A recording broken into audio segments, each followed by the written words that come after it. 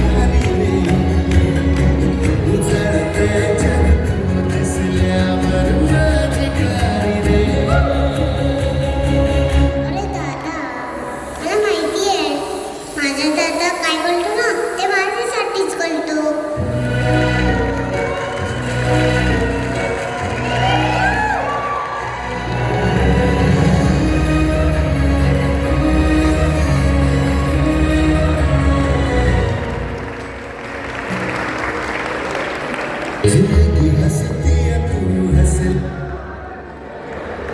शब्दच नाही इतका गोड आणि इमोशनल परफॉर्मन्स होता. एकदा जोरदार पुन्हा टाळ्या वाजल्या. येस, काकांकडून दोघींना बक्षीस मिळालेलं आहे. काका आपलं नाव?